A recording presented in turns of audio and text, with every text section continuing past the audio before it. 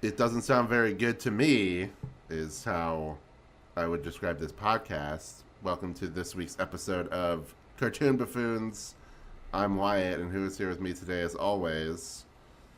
Hello, I'm Morgan, and you know who else has a cartoon podcast? You're going to complete it, or... No, okay. I love the edge. All No, right, that's yeah, it. That's Thank you it. for edging. And who is our special guest for today's episode? Hi, it's me. I'm Kathy. Awesome. Glad to have you Clean, on. bitless. Yeah. Bitless nothing. A lot of the guests are like, "Fuck, I didn't know that there was a bit." So Yeah, I'm a bit agnostic. that's good. No, yeah, you do not have to do that. Nobody has to feel ashamed that they don't do it. It's just a stupid thing that me and Morgan No, do. yeah, me and White are just annoying. That's all it is. Yeah. But glad to have you on. We're here to talk about the marvelous misadventures of Flapjack. One of the most important cartoons to ever air on any channel, just because of all of the people that worked on it. Yeah. And so it's cool to finally get to this point, because I remember very vividly when this was like the new hotness. I remember people online saying like, "Oh, this is a SpongeBob ripoff," which I think they only said because Brian Doyle Murray was the voice in it. So Yeah, because like he's doing a Flying Dutchman voice. Yeah. Yeah. I like explain to me why is the SpongeBob ripoff quickly. Like I'm like, no, there's nothing here. Yeah. Oh, I'm sorry. A main character is whimsical and blonde. Why did I just assume SpongeBob's blonde because he's yellow? But Crazy. Isn't SpongeBob the musical? Isn't it a blonde guy playing SpongeBob? I don't know about SpongeBob the musical. Yeah, well, I don't know. You fucking use Tumblr, so It's that's cartoon buffoons, Oh, not musical fuck! buffoons. yeah. Good point. Yeah. Yeah. Also, I use Tumblr. Fuck you. Dude. You think I'm just out here? You think I know about Bill Cipher? Also, wait, no, you're right. He is blonde because that's the nigga that Ariana Grande cheated on her husband with. Okay. Was the guy that plays SpongeBob? That's right. The There you T. go. Yeah, hell yeah. So, before we get into talking about the episode, Kathy, I wanted to ask you, what is your history, not only with this show, but with Cartoon Network in general? Just tell us, like, what's your history with all of that? I dabbled with Cartoon Network as a child, and I don't know what it was about Flapjack specifically, but that cartoon had me in a chokehold when I first watched it when I was younger. Like I was one of those diehard like, no, Flapjack is way better than this, like legacy cartoon, whatever. Like, Yeah. I was its biggest fan. And I don't know. I think it's because I kind of related a lot to Flapjack being kind of a straight and narrow type kid that just wanted to be like bolder and you know just kind of being put in the bubble of no, you're soft and you're cute and you shouldn't do that. That's cool. Yeah.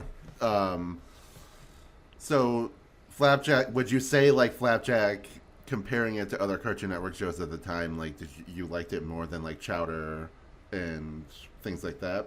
Yes. Here we go. I famously think Chowder's annoying. Okay. I did not like that motherfucker. Dude, it is a crazy dichotomy in our home where Kathy's like, I love Flapjack. Flapjack's such a fun show. Chowder's annoying. And like, look, Chowder is annoying. I'm willing to bet. Yeah. But I don't think Chowder's that much more annoying than this show. And you know, it's funny because as we were watching it, I always thought Chowder was a lot grosser than Flapjack, but Flapjack is like objectively disgusting. It's 1,000 times I don't know grosser. why I think Yeah. it was better. I think you just like had like the glass of like, I like this show Yeah. more, so I do. all the crimes that Chowder has will be 1,000 times worse in my brain. Yeah. I think I do like Chowder a little bit more, but I think this show has such a cool visual style and setting and everything like that that I just appreciate. Like, and they both have the whole like mentor and understudy sort of thing. It's just that like Knuckles is a fraud, whereas like Mung Dahl's actually a professional, who's teaching this child in like a up to code kind of way. And then they also have similar things of a dysfunctional relationship between, a mother and father figure, except for with Chowder, it's like an actual marriage that's dysfunctional. Mm-hmm. And then in Flapjack, it's like just it's co-parenting. Yes. Yeah. So Bobby's like, I kind of got stuck with this guy because my child likes him. Yeah.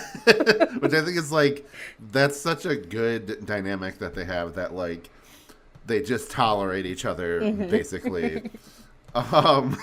Because like, I mean, we'll talk about it when we get into the like talking about the show, but like the fact that Knuckles, this adult man, relies so much on like the validation of this child is just very funny. Like, that's just like very funny, kind of pathetic, But Morgan, why don't you tell everybody like what's your history with the show? My history of Flapjack is I did watch it. I did enjoy it. Flapjack also is creeping its way to the era of shows that Aaron and I watch while Tumblr was a thing. Yeah.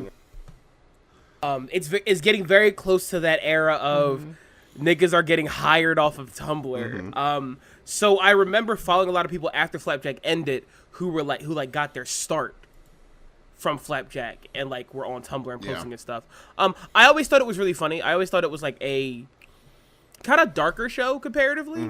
Like a lot of the comedies like kind of on the darker side, and I always liked that about it because Billy and Mandy kind of left a void for that, and that show was also kind of Billy and Mandy's kind of just it is what it is. Yeah. I also remember vividly Flapjack is in Fusion Fall. And I always got to bring it back to Fusion Fall whenever possible. Of course. And yeah, that feels like the most. Was there anything after Flapjack that was like Finn or Mordecai and Rigby? Finn is in Future. Okay. Mordecai and Rigby. Ultimate Alien shit is in Future Fall. Okay. A lot of shit made it to Future Fall somehow. Yeah, Flapjack was also like a one of like the buff nanos you could get. So you have like a mini Flapjack that can do stuff for you and help you out when you're dying. So I remember that and just watching the show. This is one of the shows I'm pretty sure my mom found annoying. Well, which like, fair play. Like I can't really. Yeah. A lot of shows are annoying, but yeah. Yeah. For me, my history, I think I'm looking at it on Wiki. It says that there were shorts that aired like a year before the show came out. I think I saw those, like, because I think I was like, because Cartoon Network, Wedgies, whatever. I don't know. I remember like the lead up to the show. I remember thinking like, oh yeah, this is a new show coming out and everything, and I had already like really imprinted psychically onto Chowder as like the new hotness, so this coming around, I was a little bit turned off by it. It wasn't until a friend of mine who was also a freak nerd, he said that he enjoyed it, and that gave me the confidence to like watch it and try to enjoy it instead of being like, no, I don't want to watch this is lame. And yeah, I do remember people online being like, oh, this is too much like SpongeBob because there's a whimsical character and, Brian Doyle Murray and whatever. The ocean is there. Yeah, it involves nautical nonsense, But I think I quickly grew to enjoy it. And especially like I was like 13, 14 at the time when the show was airing. So that was like peak, like cringe lord teen, into like, oh, this thing is like fucked up, so it's like cool. Right before Adventure Time comes out, that was in 2010, so like is this show airing and everything. And similar to Morgan, like I was on DeviantArt, and that's where I followed Thoreau Van Orman, and that's where I really learned about like Pendleton Ward and J.G. Quintel and people like that. Eventually, Alex Hirsch, a few years later with Gravity Falls. And and also fish hooks before that, I guess. But all right, we've mentioned fish hooks way too much in this fucking show.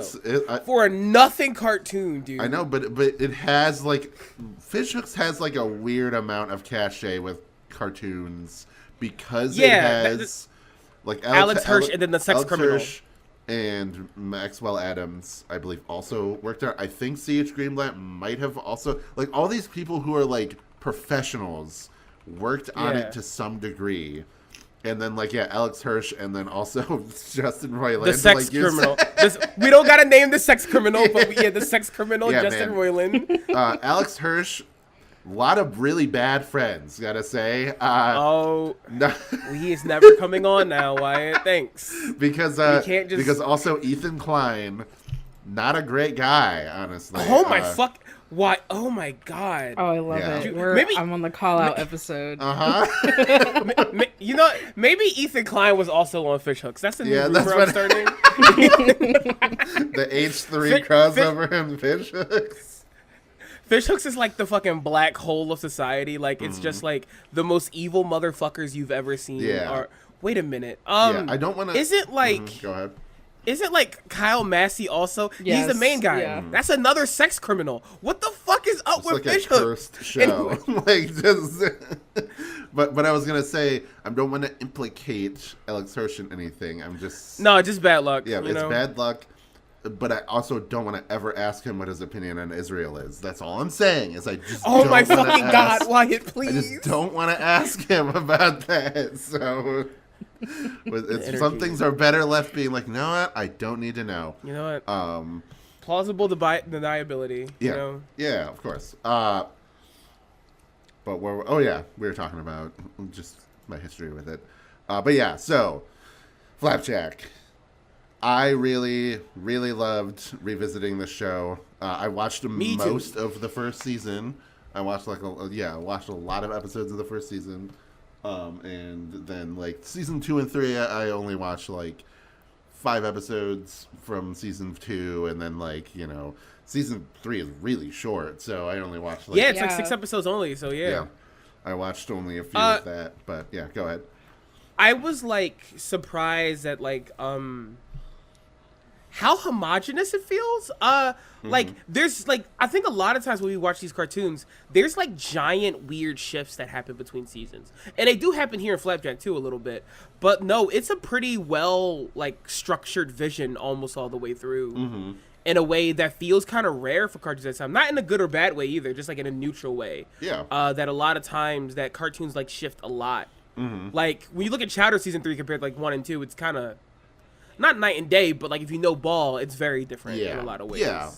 How about you, Kathy? How did you feel about revisiting it? I was really surprised at how much the humor held up for me. Like part of the reason that I think it hit for me as a child is I really love ironic humor. Yeah. And as I've grown older and a little bit more cynical, sometimes I'm like, I don't know if it's that funny, but I was like, we were rolling on the couch like every episode we watched. Yeah, it was very good, like, because I've been watching it as I've been playing through Silk Song in the background, so it's just nice as I'm playing through this long, very like methodical game where you're exploring all these corners and everything. Just having this dumb cartoon blasting in my ear, like on my laptop over to the side, and just like watching through it. And yeah, I mean, I agree that I think that there was a part of me, especially that part of me that was like a little bit annoyed at elements of like Billy and Mandy or Chowder, that expected to be equally annoyed by this, or on the opposite end, maybe it didn't hold up because of like the tweeness of it, just because it kind of it was a proto Adventure Time style thing, and that began like the real. I'm not. Don't take this too seriously, people, but the kind of twee era of Cartoon Network, where there's a lot of shows that have like a certain style or vibe to them. But I feel like Flapjack firmly has its feet. Like, it's a pretty balanced show when it comes to its humor and its tone. I think I think it's because like Flapjack is the tweeness. He is a beacon in a show made of grime and dirt. And like it works so well because of it. Like Flapjack is like wholesome and nice while everything else is like covered in slime and gross, and it's really good. Yeah. I can't remember who it was. One of the board artists I looked up, he did Star Versus as well. Like he did boards for that as well. And I was like, oh, Flapjack himself is very similar to Star and like the character. And the first season of the show before it becomes like plot driven is very similar to something like this, where it is like these horrible ugly monsters and like fucked up things happening, but then you have like this, you know, lighthearted free spirit character that's sort of just, you know, vibing and going through things and enjoying themselves. Though in the case of that show, the like balancing character of Marco is, you know, just another teenager, whereas like this Captain Knuckles is like a washed out, you know, drunk fucking loser ass like pirate captain piece guy. Of shit, taking advantage of this poor fucking child. He's just a creature. My favorite episode like movies like this. No, he does have a human role model, Knuckles, and the person goes, "What is that thing?" Yeah. Because he's blue for some reason, but only on his face. Like his body is human color. Yeah. And he's missing all his limbs, and like he's so horrifying. I really hate every instance of shirtless Knuckles. The gradient. Yeah. Because it's like, what happened? What medical condition makes you blue? Yeah.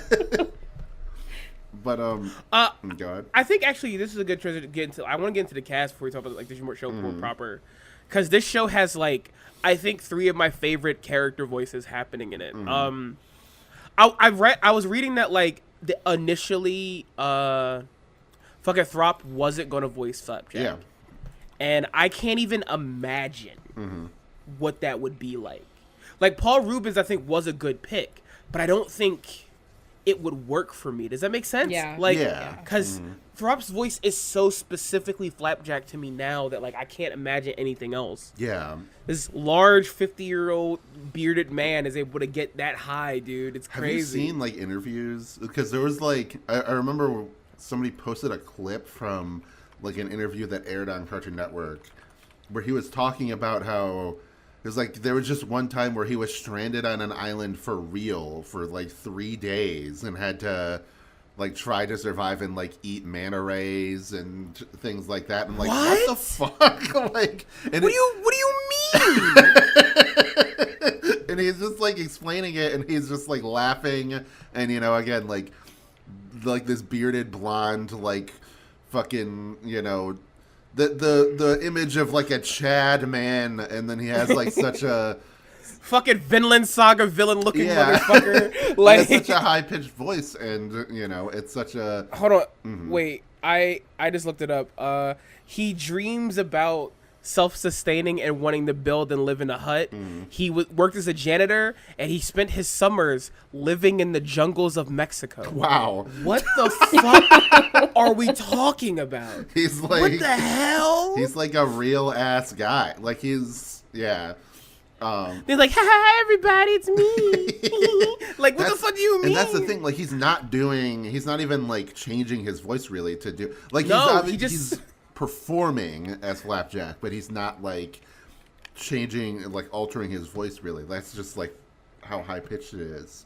Dude, he really is like a Sigma male. Like, that's like his deal. He's like the true Sigma male. He's like, listen, it means nothing to be manly and powerful if you are not whimsical. Yeah. And he's so fucking right. He's got like the Android 19 voice. You know what I'm talking about? No? Okay. 19, what are you talking about? Android 19, you know? And the, do you remember that in the Funimation dub of Dragon Ball Z, where Android 19 has like this weird freakish it's a little voice. Fruity little. Yeah, I do remember that because it's so strange, and then they give it a normal voice and everyone get pissed. But he's also good at Gravity Falls. But yeah, as Flapjack, his performance is so good. Flapjack has like maybe my favorite little kid voice. the way he goes up and down and like pouty sometimes, or like Yeah. even more playful than normal, like a real kid does, is some of my favorite work in voice acting. Yeah. Yeah, it works. It's surprisingly. I think if it's so well done because it's just one of those examples where like, oh, it's the person who's making the show, or like it's the showrunner. He can capture this character, you know, exactly how he feels that the character should be captured. Like he has like such a good handle on it that even if like, you know, the board artist writes a scene that's different from maybe what Thoreau would have done, like with his own humor or whatever, his performance, he can still like take control of who Flapjack is and kind of like perform him in that way. So I don't know. They just like, yeah, I agree. Like I think just need Thoreau Van Orman and more stuff like as a voice actor. Yeah, because like even if I have issues with Gravity Falls, him as Gideon is also crazy good. Yeah. Who the fuck? Crazy good. Yeah, it says he was in Amphibia. Who the fuck was he in Amphibia? Hold on, I'm trying to remember. I ain't watched that shit. It's pretty good, but you know, oh yeah, I completely forgot that we talked about this on the Camp Laszlo episode, but him and J.G. Quintel, they probably became buddies through working on Camp Laslo, and like J.G. Quintel was like one of the top guys, top guys, you know, of Flapjack. And there's so many scenes and moments where I'm like, this just feels so much like a stupid regular show joke. I do want to get into that. We can go back to the show because there is things I noticed. But also we got to talk about Roz Ryan, Black All Stars. Yes. Voicing Bubby. Another hit voice that like I can hear it in my mind. I love Bubby's voice and performance so fucking much. I think Bubby overall, like, you know, aside from Flapjack, my favorite character. She's so funny. Yeah. She's so Bubby adorable. She's like one of the most adorable cartoon characters ever, in my opinion. But she's so cute, but also she's so funny. There's so many jokes that only work because the performance is as funny as it fucking is. Like Roz Ryan, like fantastic, like actual like real life actress. I loved her and stuff. She's all over like Black All Stars, I said, because she's in a fuckload of movies I saw growing up with my family, but also like Hercules and Fiona and Cake. She's so good at giving a very specific performance that just kicks so much ass. She's Cake. Yeah, I completely forgot about that. So like the bit of like Bubby like I gotta go save Flapjack and having to walk up the stairs with her large, the funniest visual gag ever. Dude, I was in tears. It's so fucking funny because the screams of pain and like. I was watching the episode where she has a tummy ache last night, and you know, we get like a flashback to her as a child, like winning a pie eating contest. One, it's funny that she just has the exact same adult voice, you know, as a child. It's like same thing with Knuckles. Like it's always funny when they flash back to him as a child, and he's still blue, and he still sounds like Brian Doyle Murray. But yeah, just very very funny, very cute, and like I don't know, her performance, like the energy that she brings to it is just so delightful and so funny, and like her I don't want to say smothering really, because she is pretty hands off for the most part with. Yeah, no, but like her caring, like she's very much. I think it's also like this feels like the first time a mom is allowed to be truly funny in a cartoon. Yeah, that's true. Because like a lot like even the shows we covered before, moms get to be one-off funny. They don't get to be like we have episodes looking at them funny. Yeah. And there's a good bit of episodes about Bubby that like just doesn't exist other places, and I think it's like a neat start to something that we get to see Bubby so often and her like dynamic with other characters and stuff. Like the snooping episode's a great one from season 1 of just like her like spying on people and just like that was gonna be my example. Is that I love how they very accurately portray a mother in that she's giving you life lessons and turning around and doing the same things, telling you not to do. Yeah. It's so good. And I guess now Captain Knuckles, Brian Doyle Murray is like doing the voice we know him to do, which is a pirate voice, right?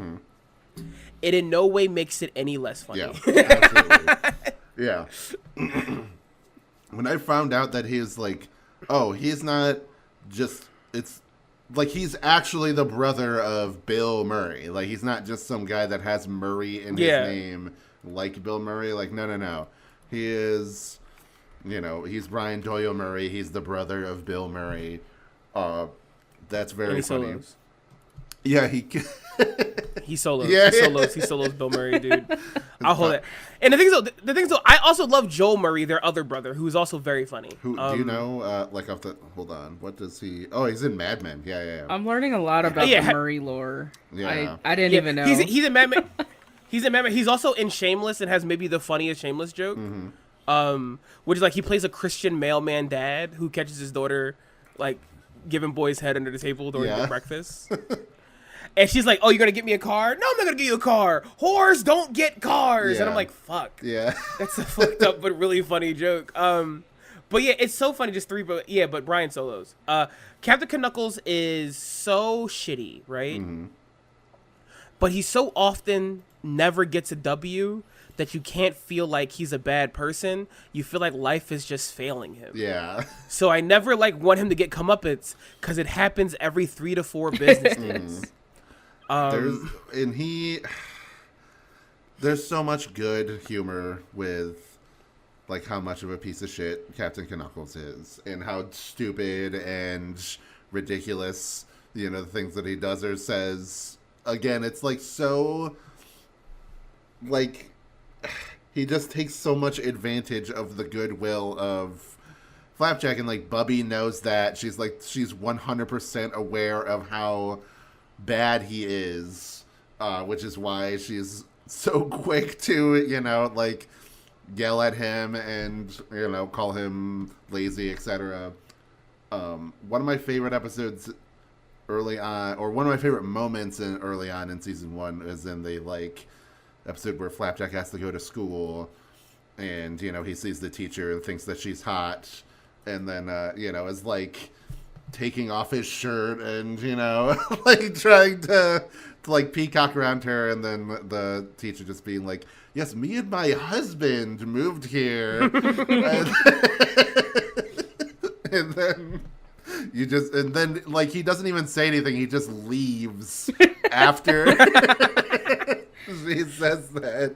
It's like such a good joke. And then speaking of him with women, the Jane Goodall episode in season 2. First of all, I was just very happy to see all those chimps. Just like, you know, you love a monkey whisperer, you know. And the like lead chimp, the like old wrinkly one, I'm like, that's a very realistic like old chimp, you know, like they just look fucked up and wrinkly like that, just like humans. And I don't know, just like a very funny character in that episode with Grey DeLiesel doing you know, Jane Goodall impression. Yeah. So it's I've always loved like how often whenever a cartoon happens, like that episode's a good example of just like of them going, "What are we watching? Yeah. What are we thinking about? Yeah. Let's do that." For side characters, so most side characters in the show are Jeff Bennett. Let's just be honest Jeff about Bennett. that. And the ones that aren't Jeff Bennett are Steve Little. Yeah, it's very similar to Camp Lazlo in that way, where Steve Little does so many characters. And you know, sometimes all you need is Steve Little or Jeff Bennett, and you can do an entire cast. I think like these two motherfuckers put on the weirdest voices consistently. Like the fact that Dr. Barber and also Lollipop Deck are both Steve Little doing his freakiest freak ass voices possible. Yeah. And I like every character in the show. I hate listening to them talk, and also I'm like enamored whenever they do.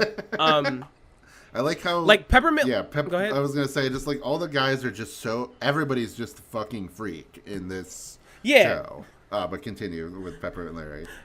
Just like Candy Wife is so angry at me, and I'm like, why do you sound like this? Yeah. Yeah, and the best part like this. Has anyone seen my candy-proof vest? yeah, What do you mean? yeah, that doesn't. Yeah, and like Dr. Barber, I know that like me and some friends would always quote him or like do his voice just because it's so. Like he's just It's so iconic. Yeah, It's he's so such a annoying. fucking freak. Like he's such a weird guy. You know, he looks horrifying and everything. And His gums. yeah, Go ahead. You go first. Sorry. oh, I was just gonna say that, like, yeah, the of course Peppermint Larry and everything, like doing.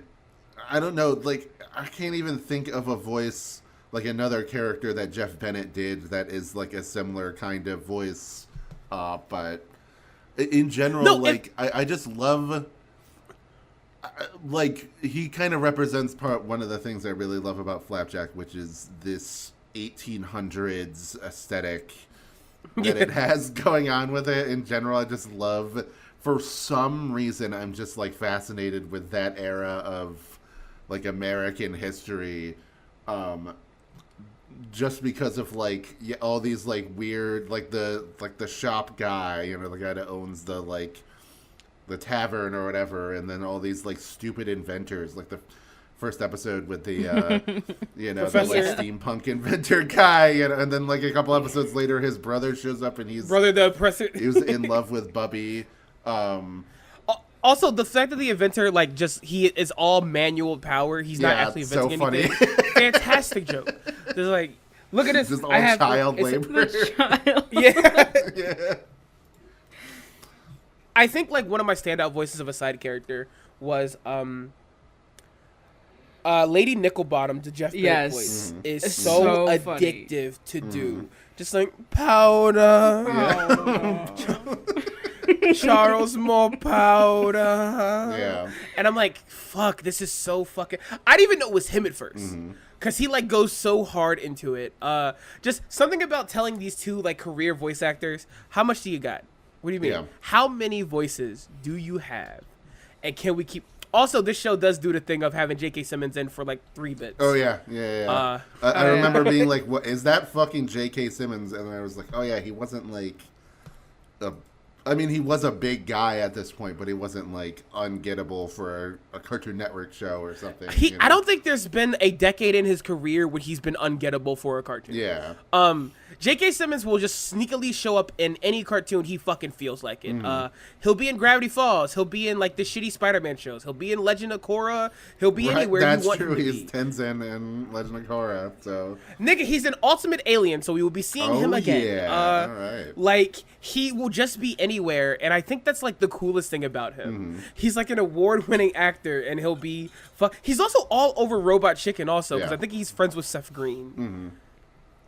Just, he's so good. I love him so much, and his weird... Do you have any, little- do you have, like, a favorite side or one-off character or anything? Oh, Sally Syrup, Okay. Easily. Yeah. That kid's a God, bitch. Yeah. she sucks. She sucks. I love that. She sucks so big, dude. Very big, again, big Lucy, energy with the, like, I don't know, just her attitude. And Jackie Buscarino doing her voice, who is, was like a producer and everything on a lot of cartoons around this time. Yeah. But she Also- did, what's her fucking face from Gravity Falls, the blonde girl. Pacifica. Yeah. Pacifica, I'm glad yeah. that you remember this character from a show that you don't like, by the way. So it's just funny. It's just funny that Why? I forgot I'm the character's name and that you remembered it. Because no one is a true knower of knowledge and things than a hater. Because True. as a hater, I must absorb all the information to form my opinion that something is bad. Yeah, Wyatt, you know what? There you go. I appreciate that. Haters sharpen 3 times and cut once. I think for me, a character that I wish came back more was Cammy. Just because she's, one, a reference to War of the Gargantuas, which is one of my favorite Toho movies. She looks like one of the monsters from that. And 2, it's just like, I don't know, I like big, fucked up monster ogre things, you know, in general, with a heart of gold, you know. So I just remember that, like, Yeah. I remember that episode, like, finding it very, like, funny but also charming as a kid, and then like watching it again for this, I really enjoyed it. So yeah, they should have done more with her.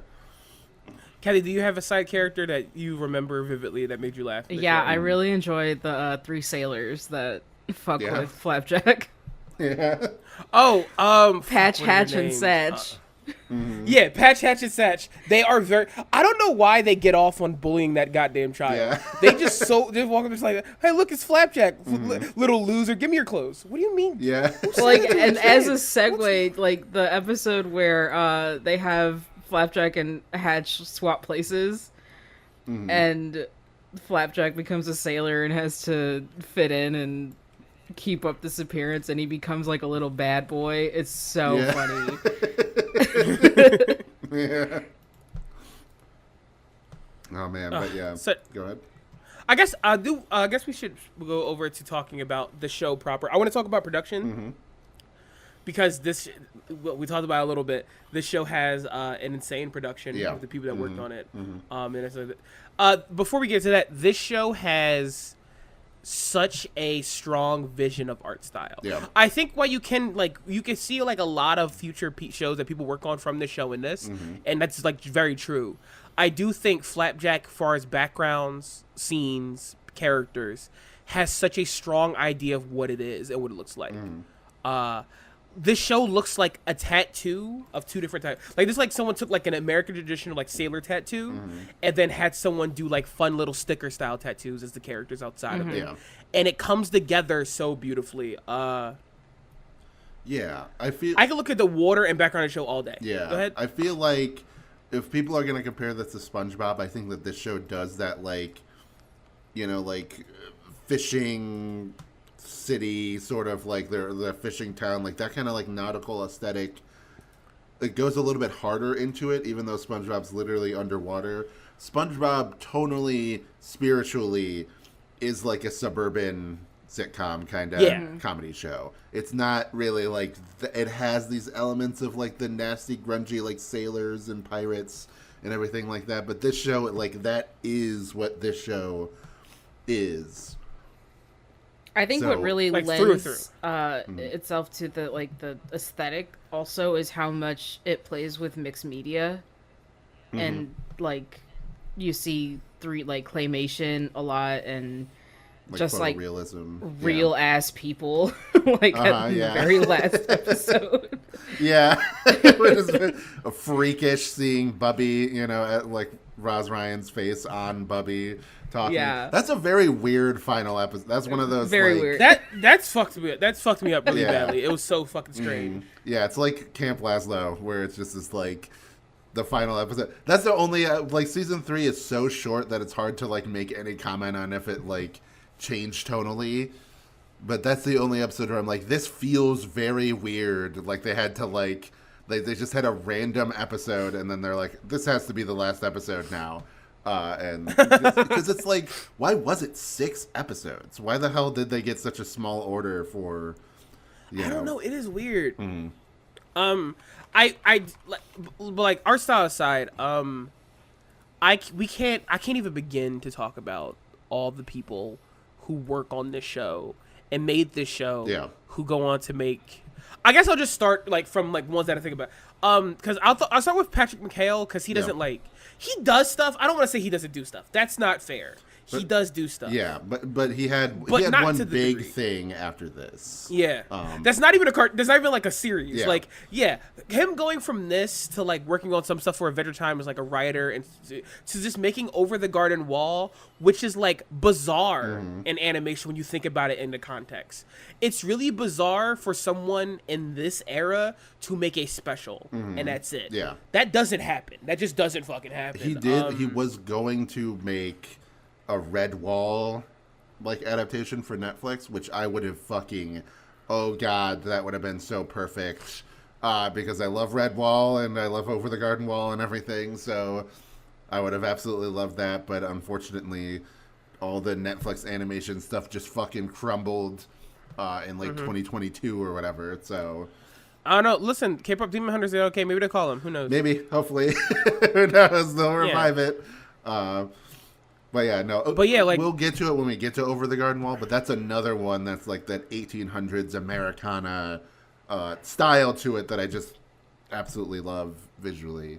So yeah, there's also like Kent Matthew Osborne, who is all over the fucking place. Works on like Amazing World of Gumball, you know, Emmy winner from Adventure Time. Even if he did like Summer Camp Island, right. I mean, hey, it was a show. That show lasted a long time. So I don't. What do you mean 6 seasons? I just looked it up. Yeah. You're full of shit. No way that made it 6 ended seasons. like last year. Oh my fucking god, it did. Yeah. Ew. Pendleton Ward, obviously, you know, maybe a little known guy, you know, Pendleton Ward. Yeah, Maybe you don't know. maybe heard of that guy. Yeah, maybe.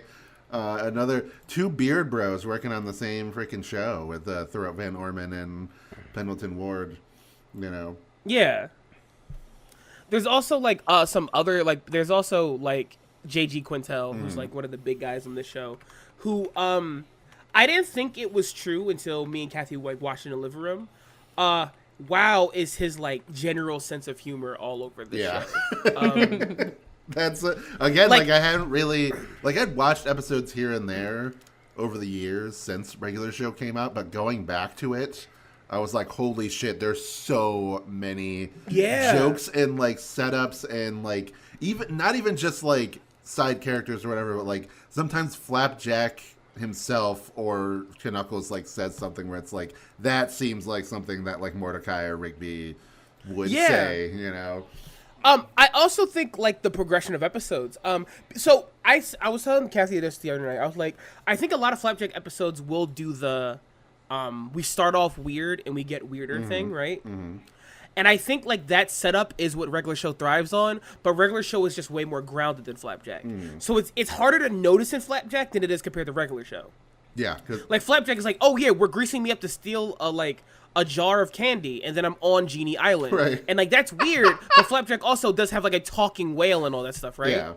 But regular show is like this. Hey guys, you know, we gotta get lunch for everyone because we have a meeting at work today. At the end of the episode, they're having a mech fight. Yeah. Like that's why it's more noticeable in regular show. But you can see like the bones of what he would make his full show later on.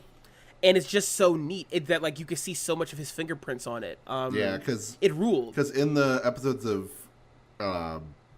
Camp Pleso that he did, I noticed this like, okay, yeah, that he is kind of developing the style.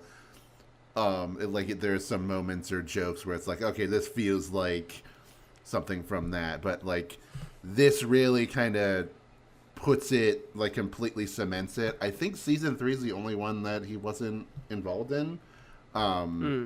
Just because like that was again, it's a very weird thing, and it was also made during when he was working on regular show, so like when he was starting production on that, because I forgot this. I assumed that the show ended the same time, like 2009, alongside with Chowder. I forgot that it went into Adventure Time, like it was airing alongside that. And then now that I'm thinking about it, like it lines up with my memory, because I remember, like I said, following Thurop Van Orman on DeviantArt, but then also following like Penn Ward and other people like on that. And I remember like Adventure Time coming out and seeing Thurop posting images from the finale of Flapjack on DeviantArt and being like, all right, here's my son, you know, he was, he's played to the role of Flapjack, you know.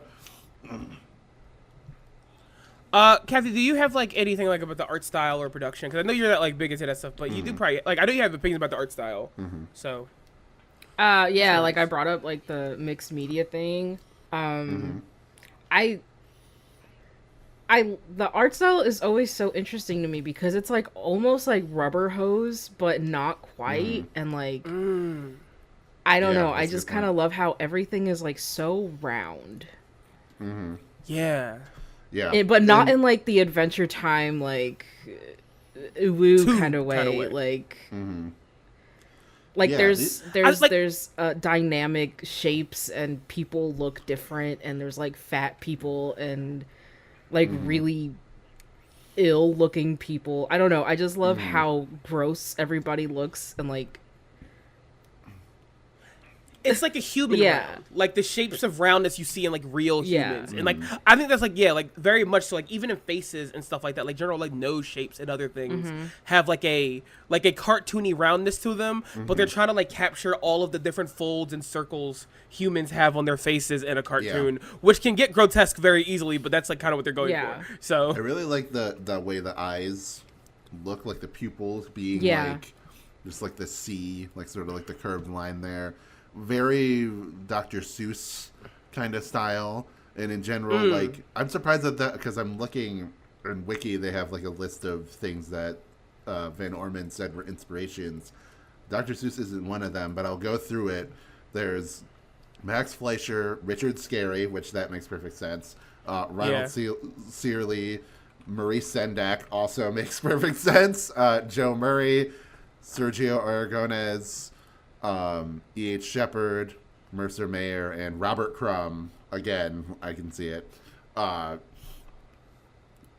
well as bringing up Gary Larson, Jim Henson, and Steven Hillenburg as influences. So, like, SpongeBob, there is some SpongeBob DNA as far as, like, influence into this show.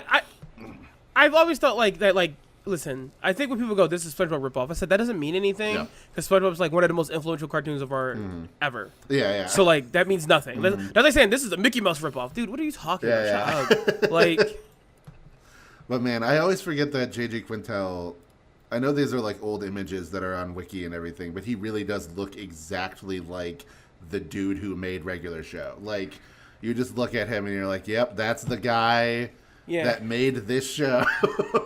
there's a good joke in Close Enough where like their kid gets sent to the real world. Yeah, it's in the she's in the animation studio. Yeah. J.J. Quintel as himself looking exactly like her dad. She says, "Dad, like this. Hey kid, what? You're a fan of the show? You want to check it out?"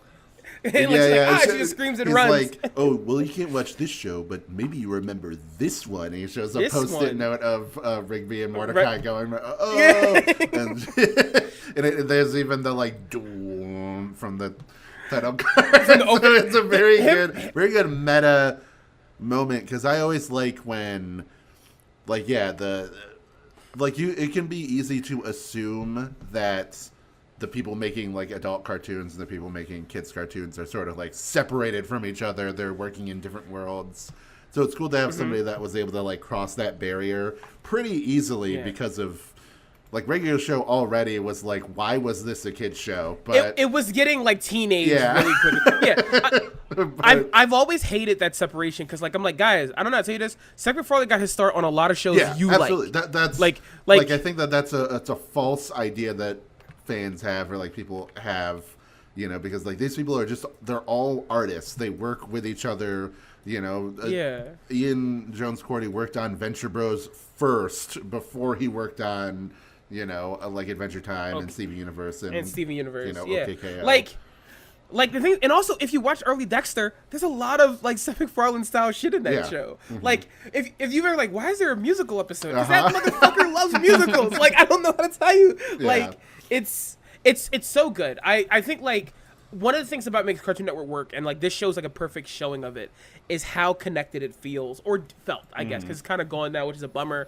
But like you can feel the like, we're going to different projects, we're going here, someone you like is here or working there, and I've always loved that about Cartoon Network. Yeah, and this really was like a huge, like, after something like Dexter's Lab, which really set off like wave after wave, like all these ripples, like this like rippled for rippled for so long, you know. If you don't want to consider Camp Lazlo as the real originator of it, then like Flapjack, I think nobody could argue that because of, you know, just Penn Ward alone, like, bam, you have that. And then from that, you get, like, Julia Pott, you know, who would go on to make, you know, Summer Camp Island and Rebecca Sugar and yada, yada, yada, so forth, like, on those shows. And then, like, you know, Toby Jones on a Regular Show going on for OKKO. and everything. And then being a guest on Cartoon Yeah, Buffoons, being you a know. come back to Cartoon Buffoons, Toby. I don't know what, like, And- I can't think of a good enough episode to invite him on. All of our conversations that we've had since are just talking about, like, Donkey Kong Bonanza. So that was the, like, most of what we've been Dude, talking. yeah, and, like- yeah, what continue? And like I would feel weird. I don't want to get him on for Jellystone. I feel like Yeah. that's weird, you know. Like I don't want to have him on for cartoon. Like, but like, Yeah. I don't know. We'll figure something out because I do love talking. That's to true. him. The Like, cartoon that he worked on, like, I don't know. Get him on for OKKO. That might be like him and. that might be the I move. feel like I could be like, hey, could you get me in contact with Ian, and then we have both of you on to talk about. Or that might. I'm. That's gonna be years from now. yeah, because we're stuck in 2008. Yeah. We are not going to escape to get to OKKO anytime Something soon. from But yeah, no. 2017, you know. But yeah, continue. But yeah, I guess Kathy, do you have any final thoughts on Flapjack? Like about like anything production, what do you like about it? Did it like inspire you anyway, like how you draw and stuff? Because like I know it didn't do me. Like we didn't talk about it. We'll talk about it when we get to Ultimate Alien. But like the most influential cartoons for how I draw is fucking Ben 10. Yeah. And I like that show less than this, which I think is crazy. But like, Sometimes it's just is there like that. anything like that? Like it is. But is anything that stayed with you from Flapjack or any final thoughts? Kathy? In terms of art, not so much. I kind of wish because the round cartoon style is something that I can't do. But in terms of like characterization, like my very first D&D character, I just made Flapjack but like a farmer with a goat. Yeah. Cool. And like I even like edited like a picture of Flapjack and just made it look like her. And I think that kind of like whimsy is kind of lost in characters these days. Like we don't really have a whole bunch of just like weird good natured kids that just want to go out and have fun and like do things and experience things. And I feel like kids really need that.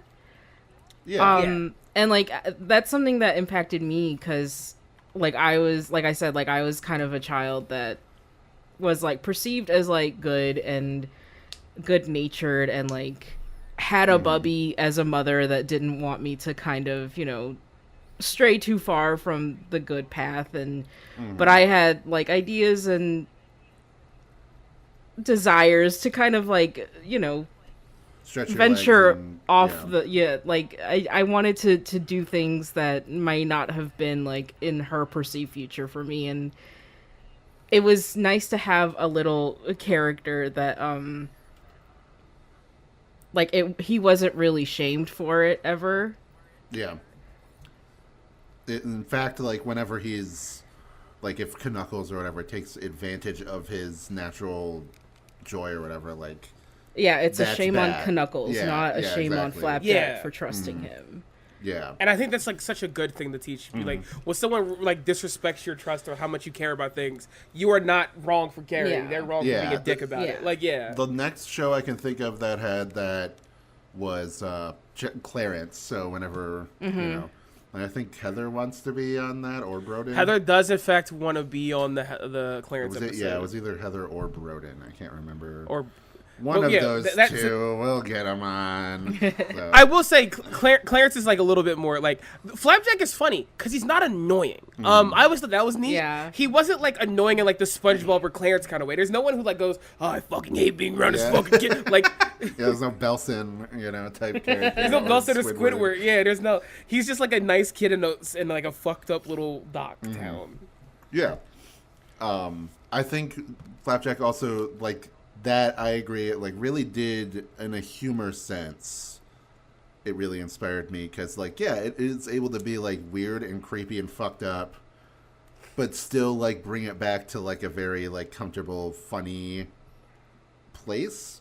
And, like, yeah, I don't know, I like those things that are able to, like, tackle that tone. I think Over the Garden Wall does that very well, even though it's more of a dramatic series than it, like, mostly... It is funny, but it's not primarily funny.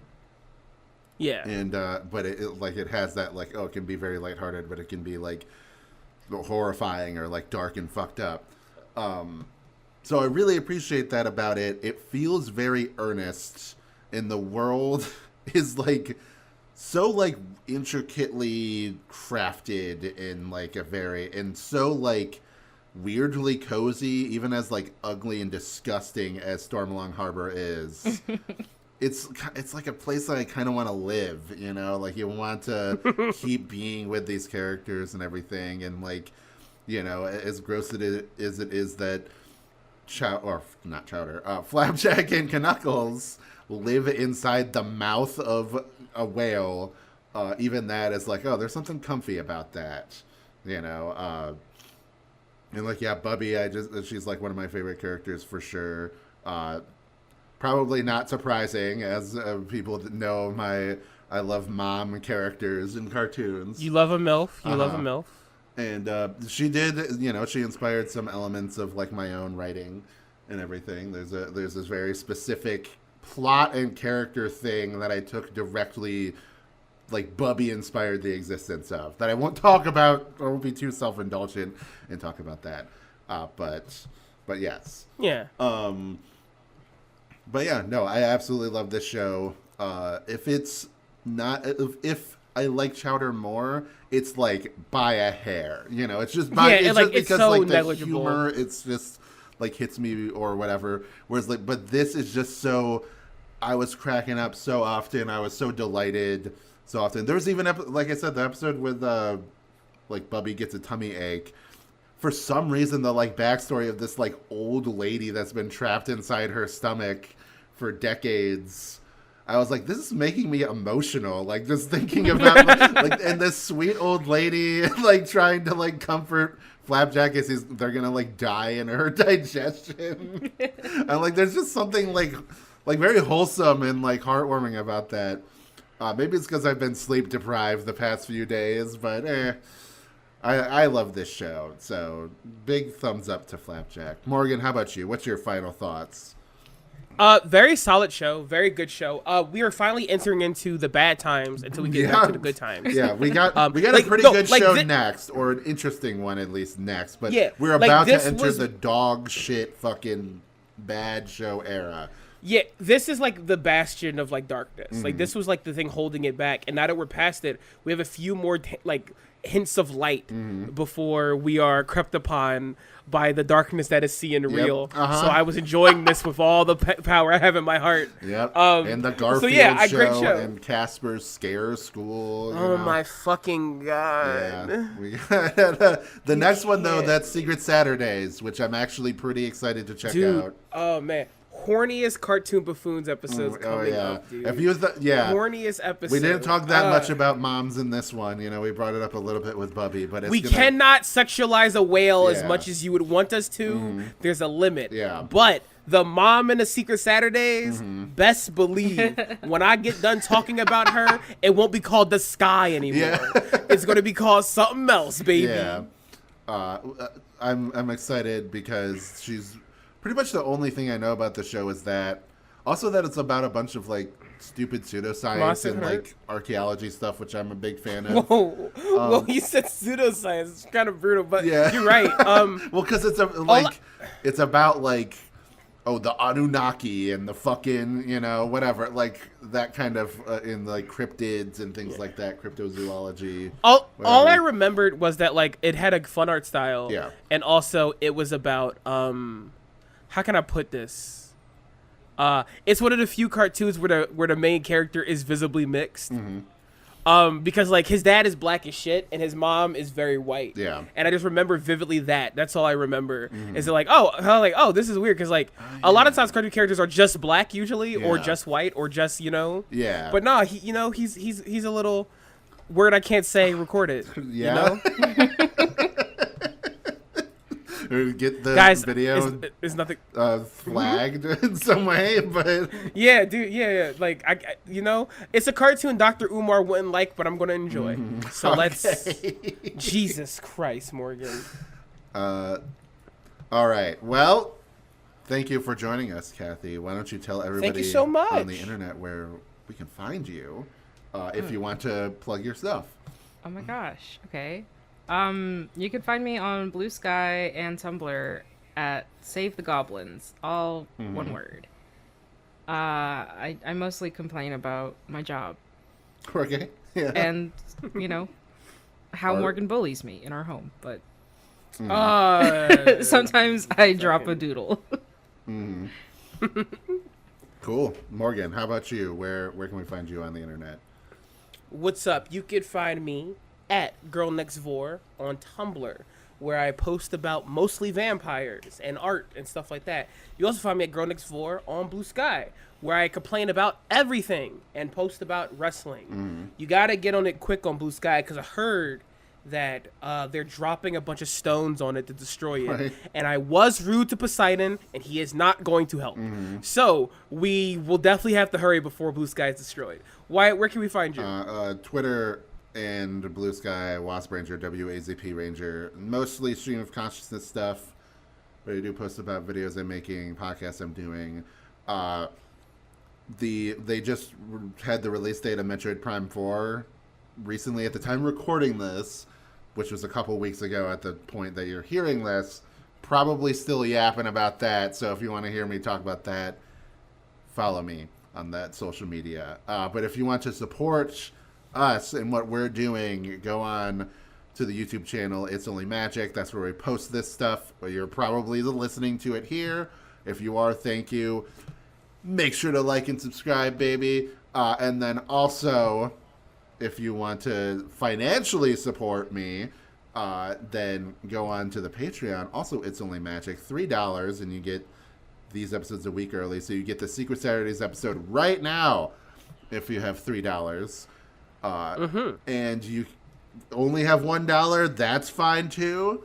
You get Wow Cool Robot, which is me and my friend Wayne going through every single robot in existence. I also have a bunch of other... I have, Toku Talkers, which I do on the Modular Media channel. I have Horror Hole, which is an occasional podcast that Cody and I do. We were going to record a new Horror Hole with Morgan tomorrow. Probably have to call it off because I am pretty sick right now, so I'm not sure if I have the throat energy to do like 3 recordings tomorrow between. Always saying that.